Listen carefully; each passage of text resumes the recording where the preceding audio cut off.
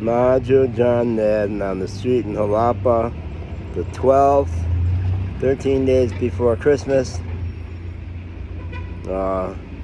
When it sounds like I still may be going to Cancun with the lovely Marielle. After 36 hours of her being radio silent, she did what I thought she might do. Just dropped back in this morning as if nothing had happened, and all the same enthusiasm for me, and see you soon, which means Thursday, going to her place. And given the level of boundary dropping that was happening between us at the end of Sunday, and clearly a lot of her issue was shyness with being in public. She doesn't like PDA, public display of affection, but behind closed doors at her place for 36 hours, God only knows what's going to happen. And hasn't stopped me from still looking at women who are responding to me on Tinder, or still being completely mesmerized by the women of Mexico, so many of whom I find spectacular. At the coffee shop, at the little stand on the corner, the woman selling, the woman buying, at the Axo station here.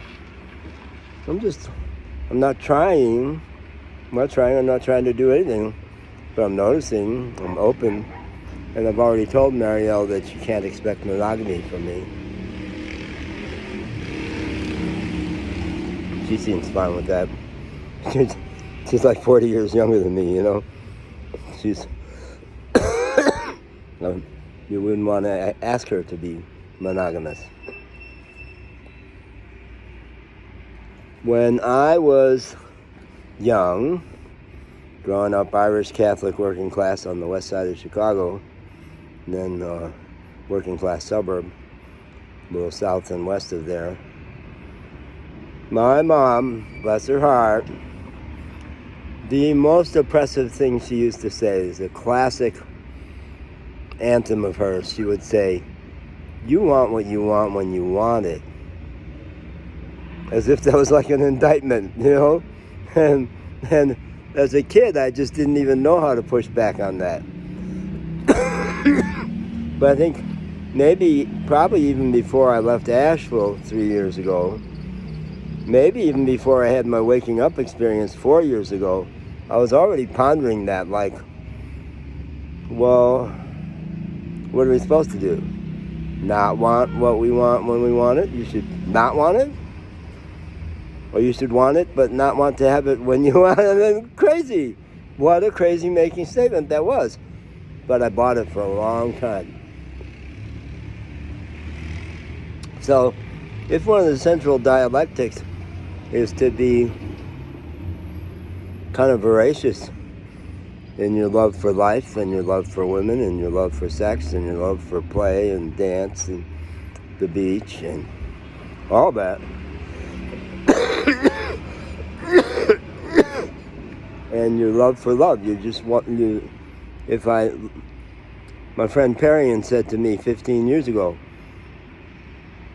about my son, she said, "It must be hard to have a father who loves everybody." And I said, "How'd you know that about me?" I didn't even know that about me, but it was true even then. And it's way more true now. I love everybody. I have that cold, and I don't like the weather in Jalapa. Damp doesn't work for me. And I'm capable of getting way overstimulated like I did on Sunday, like over the moon, and then crashing after that. That's not bipolar. That's just like so receptive to life. I went into an ecstatic state with Marielle in her taxi, with us singing loud and her driving fast and her so beautiful. And her just looking at me, just like, you dig me, don't you? She just fed off of my appreciation for her, which is what I do best. It's what I do best.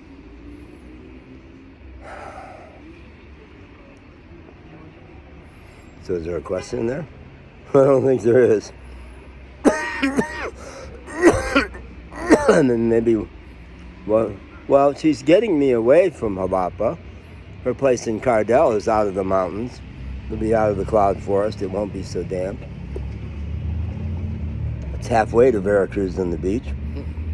And I've said to her that when my car is drivable, I may spend a lot of time in Veracruz. Who knows how long I'll stay there. Got the beach, got the sun, got the ocean.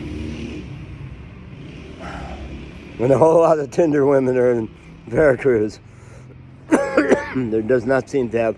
So one of the things I've been trying to get my hands around to say for a long time is the geography of sexuality. I realized after I left Asheville, there's a great place for lots of things, but not a good place for sex. For whatever reason, in the mountains there, in the rough and ready women there, it was not a place that sex happened easily. New Orleans was better. Didn't happen for me, but partly because I had my little dog. Cancun, I think, is kind of legendary for that.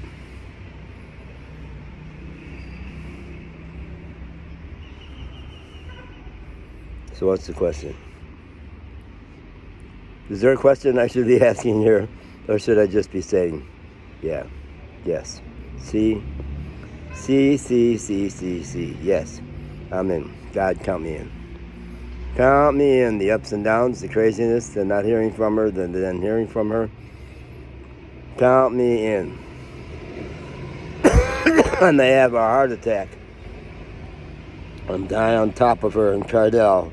I've